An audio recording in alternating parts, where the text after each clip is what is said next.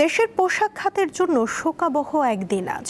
১৩ বছর আগে এই দিনে সাভারের রানা প্লাজা ধ্বংসে প্রাণ হারান অন্তত ১,১৩৮ জন শ্রমিক, আহত হন সহস্রাধিক। এত বছর পরও বিচার ও পর্যাপ্ত ক্ষতিপূরণ না পাওয়ায় হতাশ আহত শ্রমিকরা।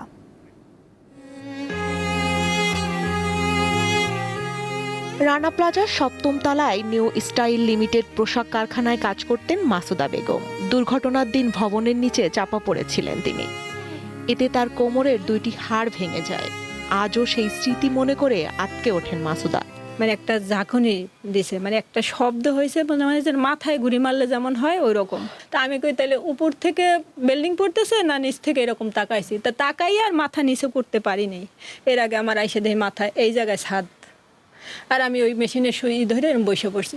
এতটা কষ্ট, এই যে হাড়টা আর এই হাড়টা মনে হয় যে চাপে এরকম অ্যাডজাস্ট হয়ে গেছে। তো অ্যাডজাস্ট হয়ে যাইতে যাইতে আস্তে ওই ছাদেই চাপা হেলাইতেছে, তাই সে মেশিনের উপরে বাজছে। ভাঙতে ভাঙতে মেশিনের উপরে যখন বাজছে তখন আমি ওই রাস্তার ভিতরে একবারে শুয়ে গেছি। কিন্তু আমরা জীবিত আছি, আমাদেরকে এখন কেউ দেখে না। শুধু মাসুদা নন, তার মতো আহত অনেক শ্রমিক জানান রানা প্লাজা ধ্বংসের পর কিছু অনুদান পেয়েছেন, তবে তা পর্যাপ্ত নয়। আমরা কার কাছে যাবো? আমরা ক্ষতিপূরণও পাইলাম না।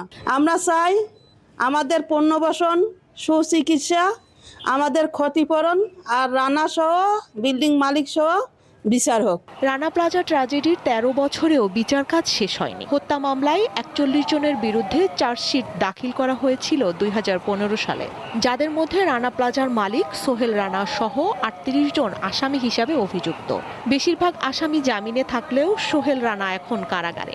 ১১৩৪ জন শ্রমিককে হত্যা করা হয় এবং সরকার হিসাব মোতাবেকই ২,৪৩৮ জন শ্রমিক যারা পঙ্গুত্ব বরণ করে। আমরা দেখছি যে আপনারা জানেন যে এবার ১৩ বছর উদযাপিত হচ্ছে। আমরা এই ১৩ বছরেই শ্রমিকদের ক্ষতিপূরণ, পুনর্বাসন, সুচিকিৎসা এবং বিচার কোনোটাই আসলে নিশ্চিত হয় নাই। এখন যেহেতু নতুন একটা সরকার আসছে, আমরা মনে করি যে এখন সেটা দাবিটা পূরণ করবে। ২০১৩ সালে ২৪ এপ্রিল ধসে পড়ে সাভার বাজার বাস স্ট্যান্ড এলাকার রানা প্লাজা। ভয়াবহ সেই দুর্ঘটনায় প্রাণ হারিয়েছিলেন অন্তত ১,১৩৮ জন, আহত হন সহস্রাধিক। স্বস্তিকা সিংহ, দীপ্ত, বার্তা কক্ষ।